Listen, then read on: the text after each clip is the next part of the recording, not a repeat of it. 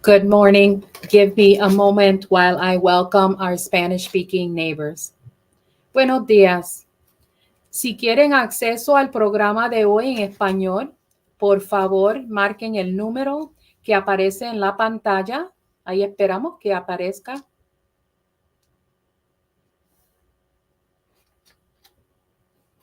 El número es 646-749-3122.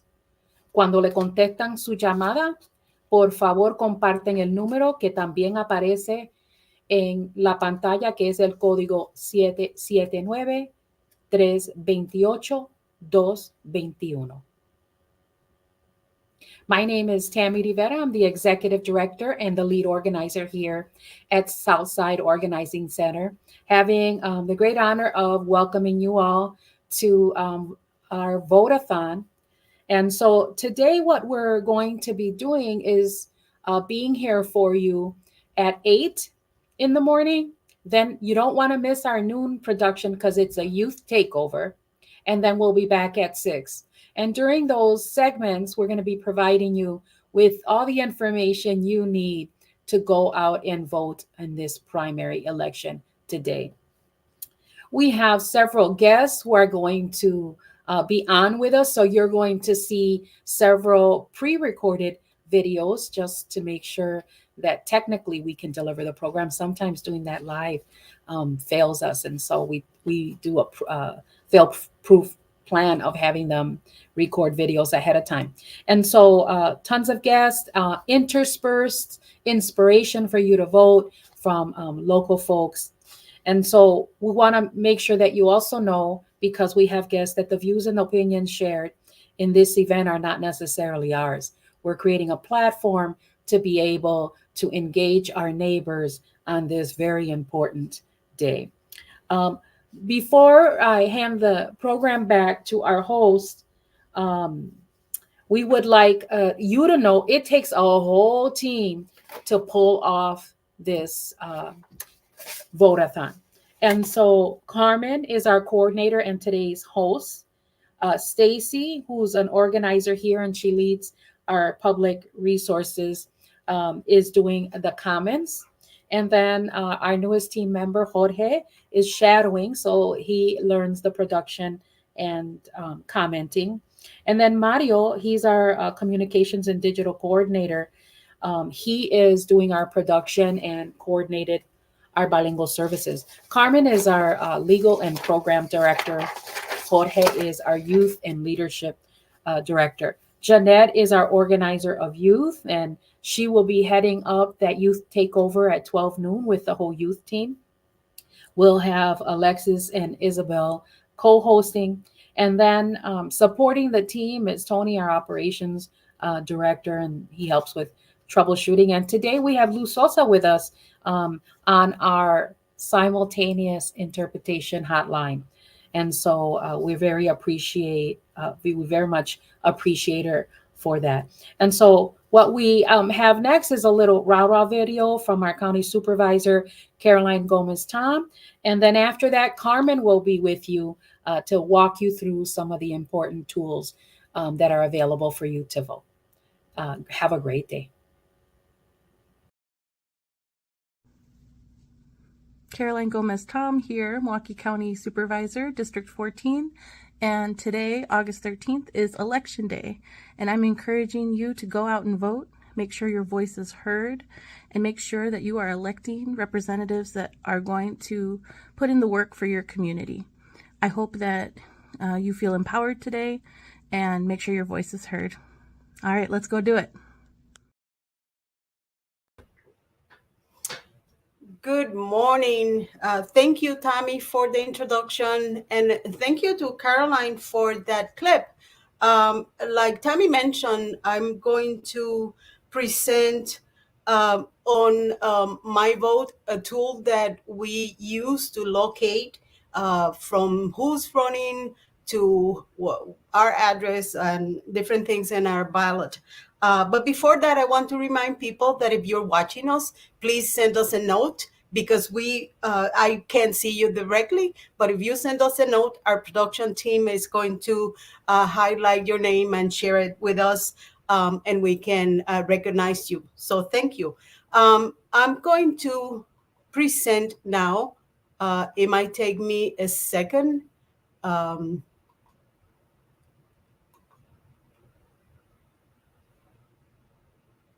okay, my vote.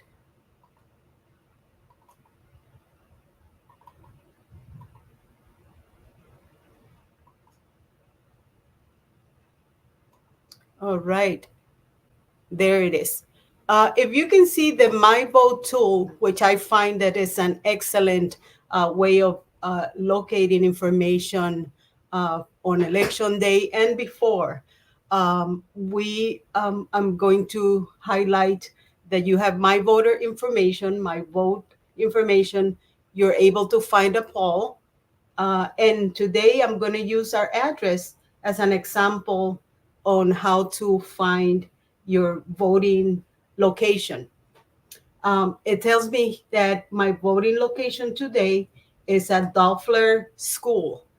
It also tells me what is my ward number. I believe that my polling place is Ward 215, and it even gives you a map of the location. Um, in addition to this information, you can see what's on my ballot. Again, based on your address, you'll see what are the positions, what are the roles. It tells me that this is a partisan primary today, and you have the choice to elect under one of the parties. In addition to this, we have two constitutional amendment questions. Um, Let me scroll down. Here are the two constitutional amendment questions.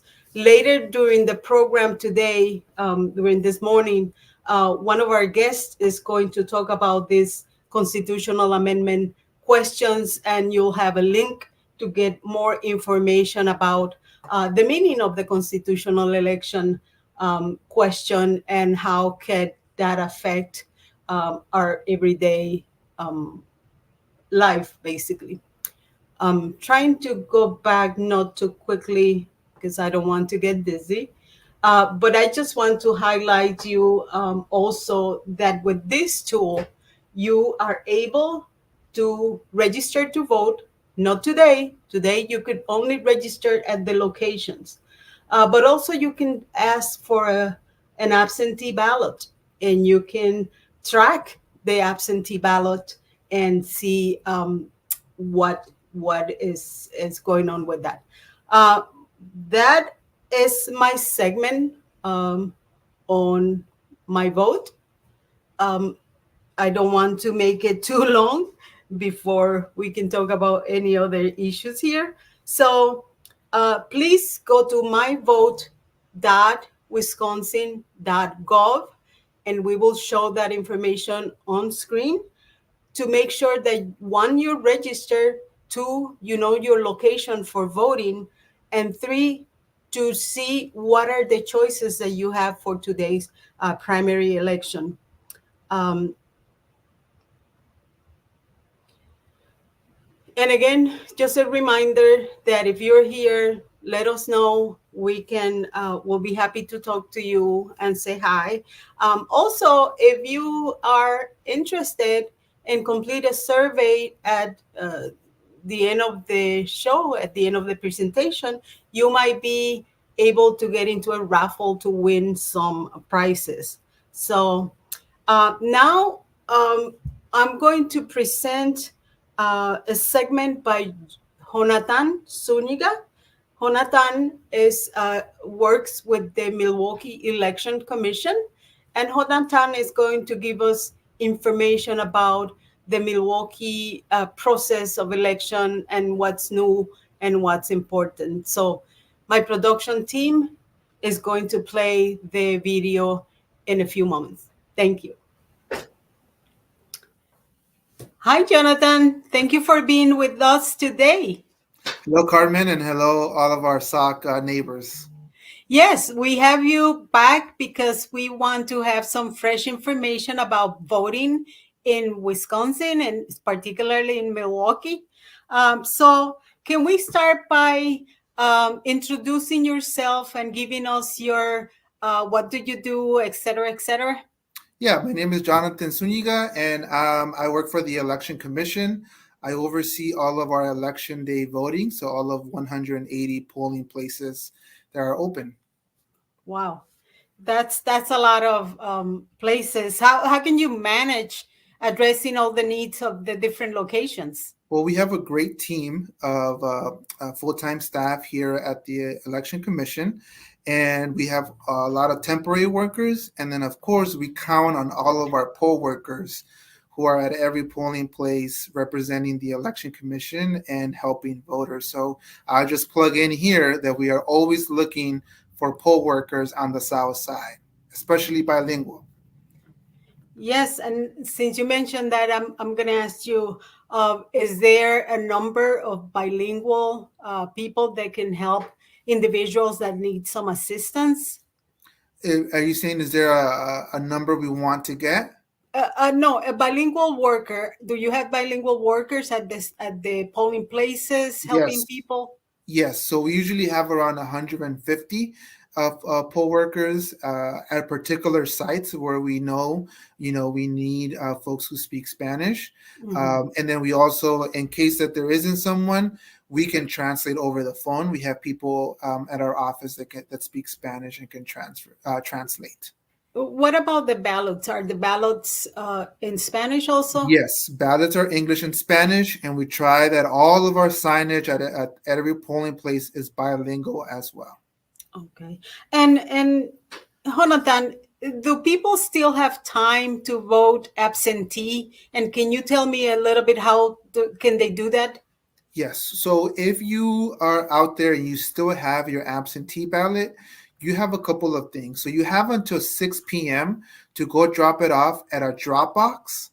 They're all located at a Milwaukee Public Library. So on the south side, it would be, Sablocki Library, Mitchell Street Library, Tippecanoe, Bayview Library.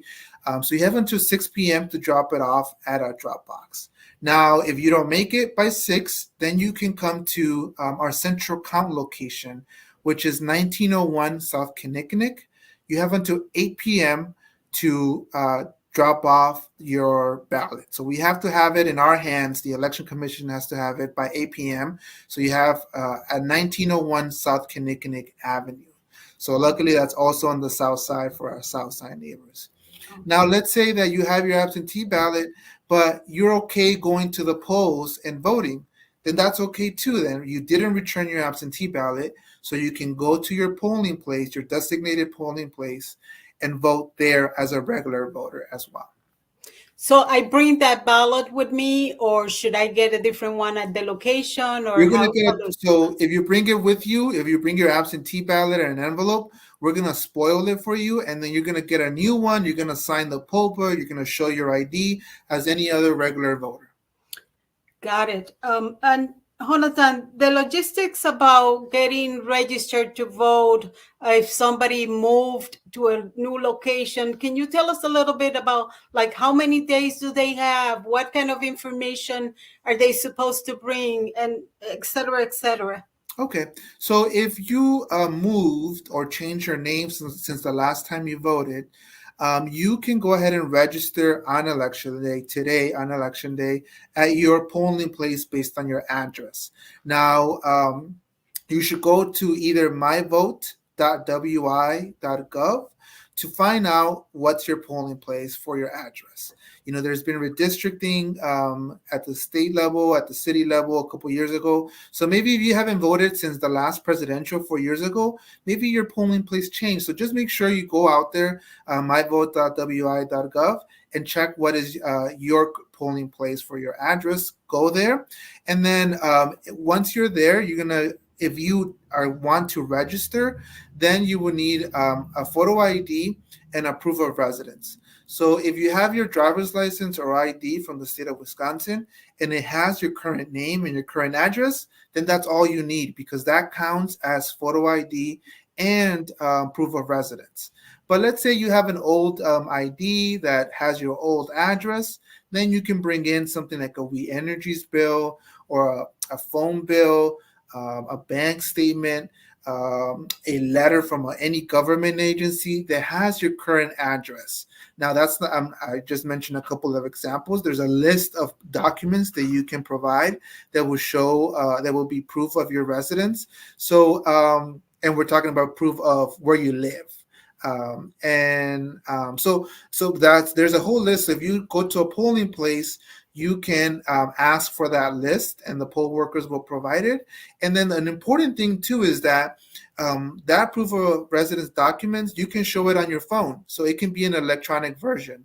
So if you can, many of us now have maybe a We Energies bill that we can download or a bank app and we can download our bank statement. So that's okay. You can just, as long as the poll worker is able to see your information, that counts as your proof of residence document. Excellent. That's good to know. And I know that there are different contests in the different locations. I'm looking at my vote in the area that I work for SAC, and it's a primary election, but it's also an election to the Senate. Can you tell me a little bit more about that? Yes. So there's a lot of things on the ballot for this election. So it's a partisan primary. So what that means is that we have all five parties on the ballot. And so we have the Democratic Party, the Republican Party, the Constitutional, Libertarian, and Wisconsin Green Party. And that means that you have to choose to vote within one party primary.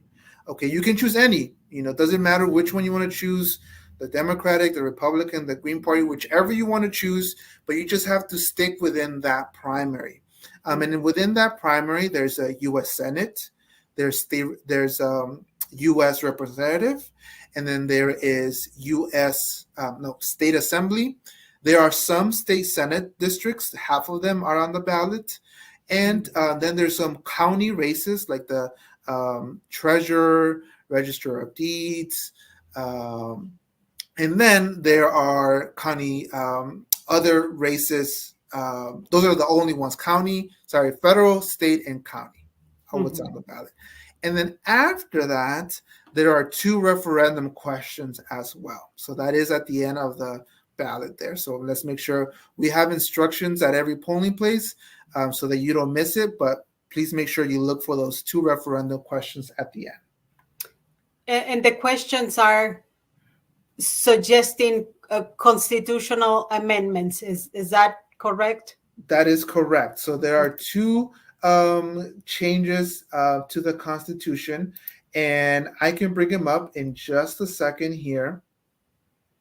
But yes, and I think an important thing also to remind people, we get this question a lot, is you, like I said, you can choose any party you want to vote for within that primary, but you are not stuck with that party. Like if you vote Republican for this partisan primary, for the general election in November, you can vote for any other party, Green Party, Democratic Party, and vice versa. So just because you voted within one party primary in this election doesn't mean that now you have to vote for that for every election. And Jonathan, we're not going to get into the details of the constitutional questions. Okay. We just want to make sure that people understand that those two questions are there. Yes. And are also part of what the items that they need to address. Okay. What about voting assistance in terms of people that are disabled and have difficulty getting into the poll? Is there a way to reach out to get that done? Yes. So with that, at every polling place, you can vote from the curbside from your car, and we have some really nice "Vote Here" signs that are in English and Spanish. They're in a teal blue, and at the bottom of those sandwich boards has a phone number which is 414-286-3963. Again, 286-3963. You call that number to let us know, hey, I'm outside and I would like to vote, get some curbside assistance, and we will send the poll workers out there. Now, if you have someone with you that can go inside and let the poll workers know, that is also works and is probably faster as well. That sounds great. And we will make sure to post these phone numbers and the addresses that you provided to us. Thank you, Jonathan. I'm sure that we'll have a lot of questions, but I'm also sure that we'll have you back at some other occasion. Thank you, Yes. Jonathan. Any questions? Call us 414-286-3491. Any questions, English or Spanish? Thank you.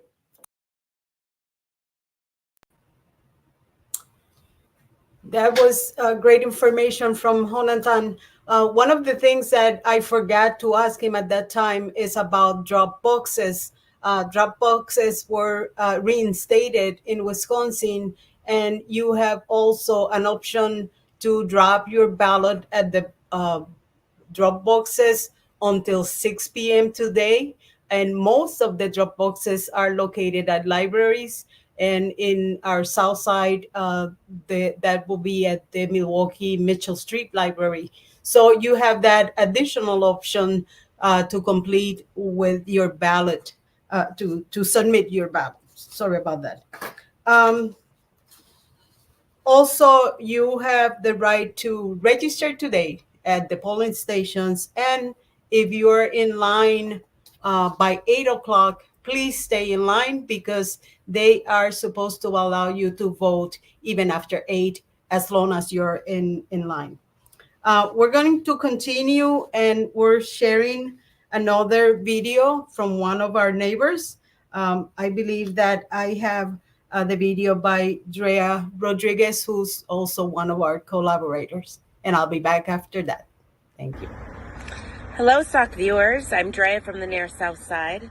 Civic engagement is my way of making a real difference in Milwaukee. Ignoring politics is a privilege I cannot afford, especially because my existence as first-generation Latina is political whether I like it or not. It is both my responsibility and my honor to vote for those in my family who cannot vote today. Change might be slow, but when we unite, we are powerful.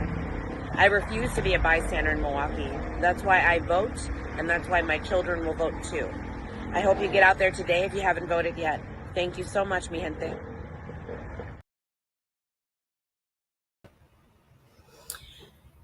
And we're back. I recently was able to speak to Yuselis Flores on the constitutional amendment questions. She is with the Wisconsin Democracy, and Yuselis will be explaining the constitutional questions to us in a video. Thank you. Everyone, today we have Yuselis Flores from the Wisconsin Democracy Campaign. She's here to talk to us about the constitutional amendment questions that we will be seeing in our voting this Tuesday. Hi, Yuselis. How are you? Hi, Carmen. Thank you so much for the opportunity. Again, I'm the Racial Equity and Economic Justice Advocate for the Wisconsin Democracy Campaign. We are a proud member of the Wisconsin Voting Rights Coalition, who has been tracking recent changes in our ballots, as well as wanting to inform people about what to expect with these questions. And Yuselis, we invited you here because we have heard from many people that some of these questions are kind of confusing and sometimes the meaning is not very clear. So we have you to explain the questions a little bit today and give us some reflection about what they mean and what is the purpose behind it. Of course, if it's okay with you, I'm just going to share my screen quick so we can read these together. Perfect. Awesome. So like you mentioned, Wisconsin voters will be asked 2 questions to amend, and this basically means to change the Constitution on their August ballot. These changes will impact both the process for distributing federal money and who will have the power to make those decisions. These changes will impact a wide range of issues that voters care about, anywhere from education to the environment to how quickly the government can respond to emergencies, for example, a public health crisis or a natural disaster. So we want to make sure voters are prepared to answer these questions in the August 13th ballot. And this is currently what the Chapter 16, Section 54 of the Wisconsin Constitution reads. So this section of the Wisconsin statutes authorizes the governor to accept and allocate federal funds. And it's, currently it says that whenever the United States government shall make any money available to the state, funds for education, the promotion of health, the relief of indigency, the promotion of agriculture, or for any other purpose other than the administration of the tribal or any individual funds of Wisconsin natives, the governor on behalf of the state is authorized to accept the funds so made available. In exercising the authority herein conferred or given to the governor may stipulate as a condition of the acceptance of the act of Congress by this state such conditions as in the governor's discretion may be necessary to safeguard the interests of our state. So basically, right now, the governor has the ability to take and accept these federal funds. Okay, that's correct. Currently, that's state law. That's what the governor has done for since Wisconsin was a state. Mm-hmm. What they are trying to do now is that they're trying to change. And question 1 will say, question 1, delegation of appropriation power. Shall Section 35, parentheses 1 of Article 4 of the Constitution be created to provide that the legislature may not delegate its sole power to determine how money shall be appropriated. So the amendment would prohibit the Wisconsin state legislature from delegating its power to appropriate money. The amendment was placed on the ballot with another question that would also require legislative approval via a joint resolution before the governor can expand federal money appropriated to the state. So currently, like I read before, before changing anything, it authorizes the governor to accept and allocate federal funds. So this is basically what a vote yes would mean, is that you would support changing the Constitution to prohibit the legislature from delegating its power to appropriate any money. And a no vote would oppose amending the state constitution to prohibit the legislature from delegating its power to appropriate any money. So a no vote would keep everything the same. A yes vote would change things. Okay. And then if we move on, this is just, people that support the amendment and people that oppose it. And this is only for information only. So the people that support the amendment received unanimous support from voting Republicans during both considerations of the amendment. And then people that oppose the amendment include the Wisconsin Education Association Council, the Wisconsin Association of Local Health Departments and Boards, Wisconsin Conservation Voters, Wisconsin Public Health Association, and recently added to Ballotpedia are the Wisconsin Democracy Campaign, the League of Women Voters of Wisconsin, Common Cause, All Voting is Local, America Votes, and other pro-democracy groups.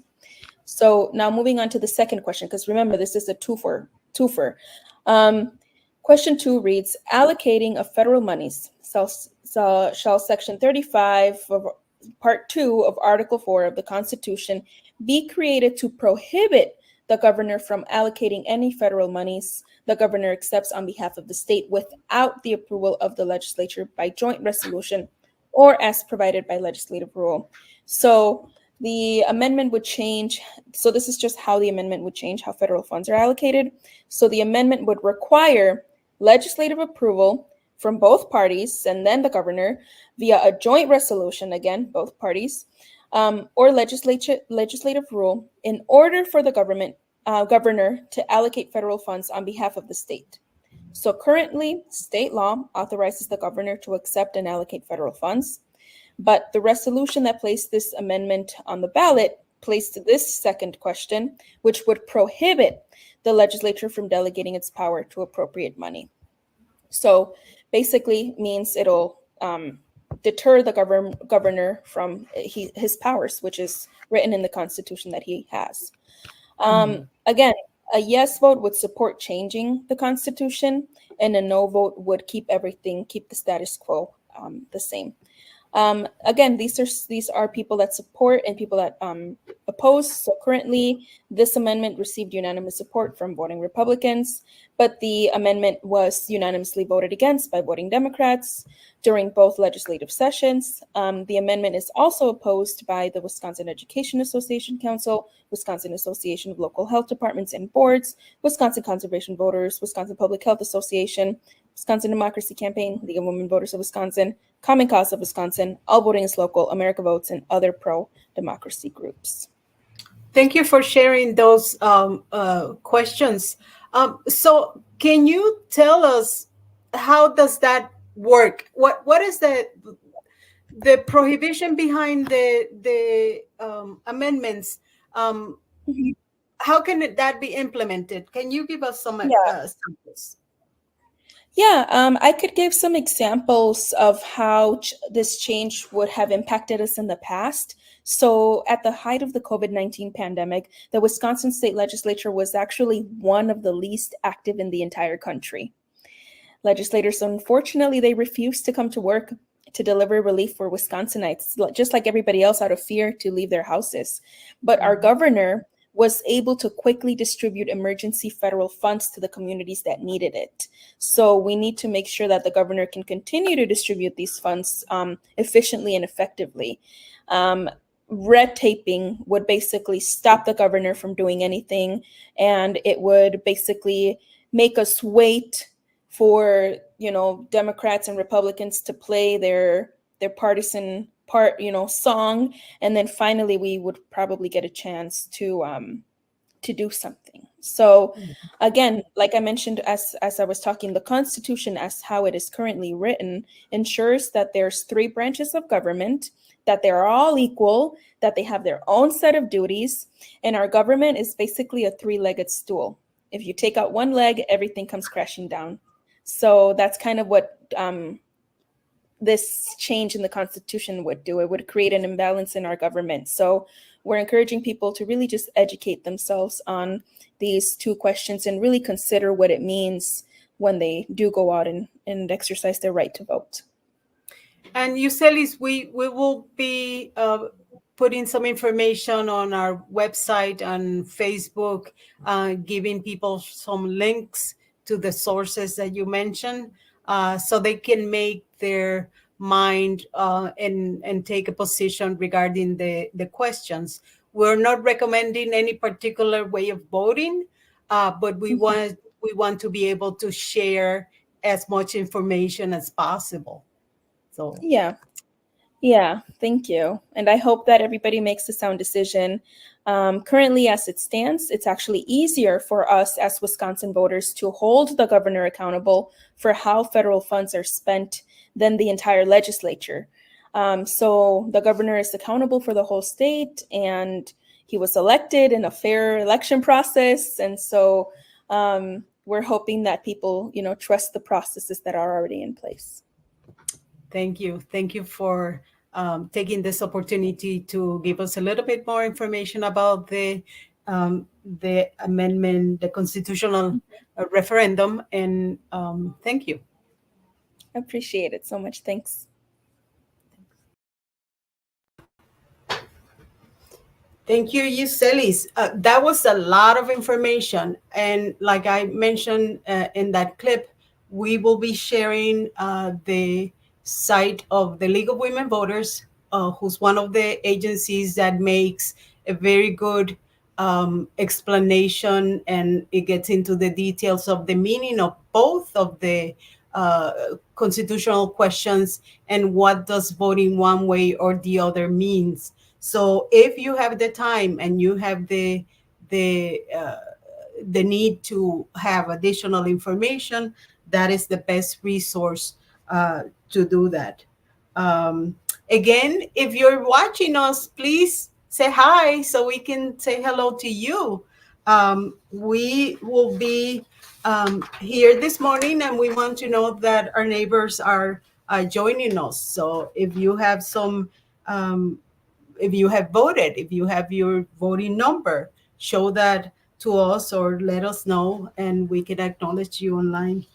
I believe that now we're going to see a little video clip from Supervisor Juan Miguel Martinez production. Thank you. My name is Juan Miguel Martinez. I am the county supervisor for the 12th district. I am outside of Zablocki Library about to cast my vote. The reason why voting is so important is because we hold these elected officials accountable when we vote.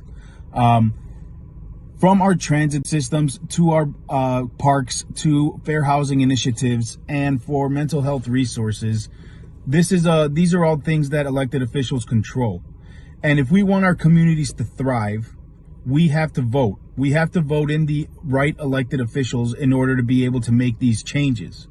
We make the changes ourselves as a group. And when we do it ourselves as a group, we need to have somebody that we hold accountable in order to make sure that we get these things done.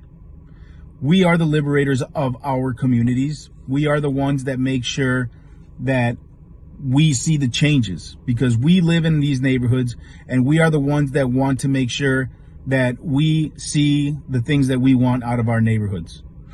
Get out there and vote and make your voice heard.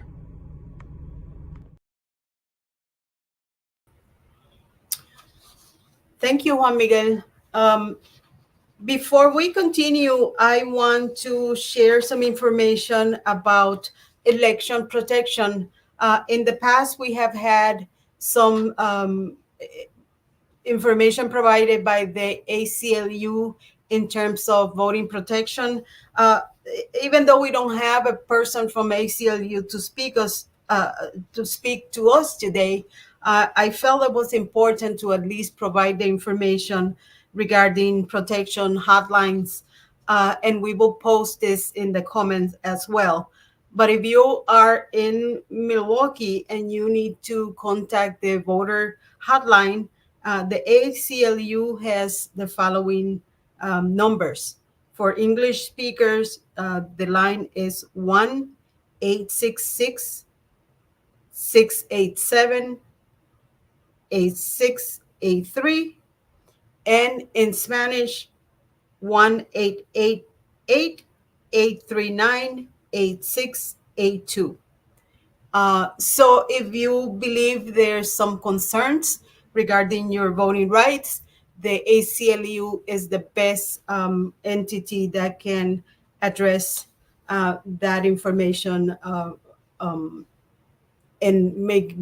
have a resolution for you. So we are going to see another video from one of our collaborators, Souls to the Polls. Souls to the Polls is one of the organizations that help transportation on election day. And we're going to be listening a little bit from Souls to the Polls. Reverend Lewis. April 2nd is the general election. We get to use our power to choose our leaders right here in the city. You must understand that your vote really counts. You have to know that you truly have power. How do you know you don't have power if you never use it? We have to make sure that we get out on April 2nd and we vote for people who are going to look out for our interests. That's important because we have to live here. We ought to be responsible for those who have to lead. Go out and vote April 2nd. Sorry about that. As you can see, we use a wrong video with the incorrect date, but with the right message. Reverend Lewis is making the call for all of us to go out and vote. Well, thank you for joining us this morning. As mentioned before, we're going to have another live session at noon.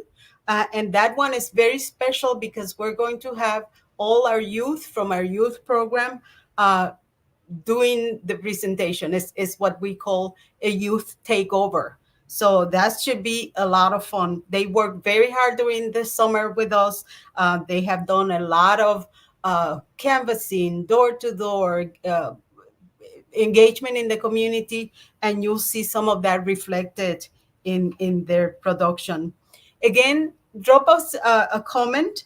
If you have a question, you can do that online as well, or you can call us 414-672-8090. That's our office number, and we are here to take your calls and to get some feedback.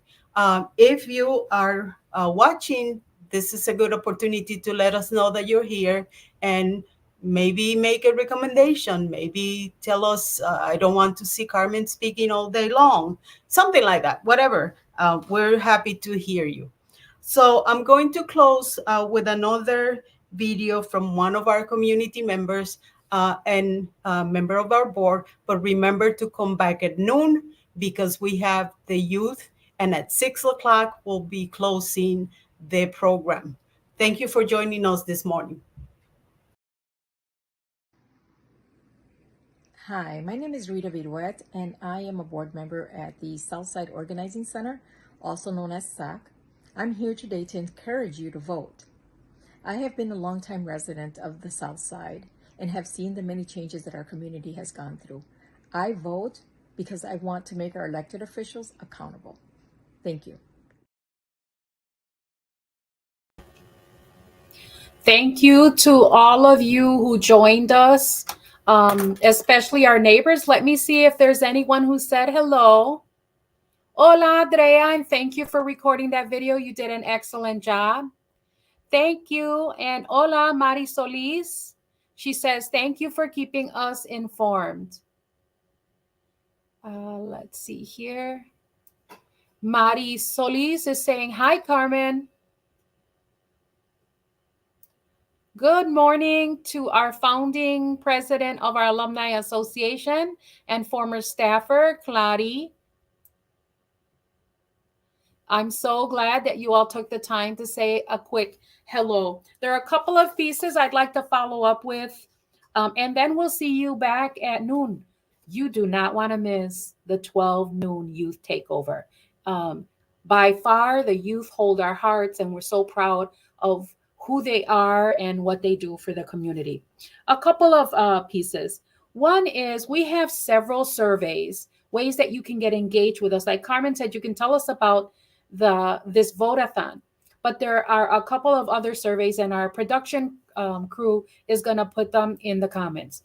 You have and none of them take more than 2 or 3 minutes, and you could win a $25 gift card. And every time you do fill out a survey is another opportunity to get a gift card. So altogether, I think we have $75 or $100 on the table for you to win with very little time involved. Tell us about the Vote-A-Thon. And I think questions are, was this valuable to you? What would you change? What would you keep? What's something else you want to see? And then we have the federal government disperses funds to urban communities. And so the city of Milwaukee is doing surveys on how you think the city should use those funds coming up. And that's called the consolidated plan. They have to do that every 5 years. And so this is a time when you can fill out the survey and say, you know what, I want this money to go to youth programming, to homeless shelters, to safety initiatives, etc., to roads. Like, you get feedback. Again, that doesn't take 2 or 3 minutes. In addition to you possibly winning a $25 gift card here, they're going to have a drawing for an iPad if you fill out that survey. And then lastly, we have a post-pandemic survey. We're also doing our plan for the next couple of years. And we want to make sure we're addressing the top concerns and the top dreams that you have. And so we have a post-pandemic survey because, as you all know, during the pandemic, we lost some options of what we could do. And we had to really prioritize other things. So if you fill out the post-pandemic survey, you'll be able to tell us what's really important to you. And we can incorporate that into our plans. And then the last thing I wanted to say this morning was something I forgot about during my introduction. And I said this during the last time we have amendments, constitutional amendments. It's really critical for us to kick up some dirt on the issue of due diligence when it comes to constitutional amendments. To change a constitution is a massive, massive thing, right? And so I'm going to say what I said the last time. Number one, especially because of all the questions we're getting. Number one, we should demand from our public servants and the administrative bodies, the people that they employ to get the language out for that amendment, that they need to um, provide language that is very accessible to us that we can understand, especially when you're talking about a constitution. And so that was unacceptable. Once again, the type of language that was used in that referendum, they should bring it to the average reading level of Wisconsin and make it very accessible. The other point about that is that if you're going to change the Constitution, you should do due diligence and make sure that the populace, us, the people, really understands what it means, what it's at stake, get enough time. Did you do enough outreach? No. Did you do enough education? No. For something as so important as our Constitution. And so please let all your elected officials know, especially at the state, that was completely unacceptable to put the public in the position of not understanding and not having enough time and them not doing enough outreach. And so that's our editorial for the day, people, in terms of demanding that we get appropriate service from our public servants. And then I want to thank again the neighbors who joined us, our guest speakers, um, those of you who have helped pull off this forum. And make sure you vote, mi gente. And we'll see you at 12 noon for the youth takeover.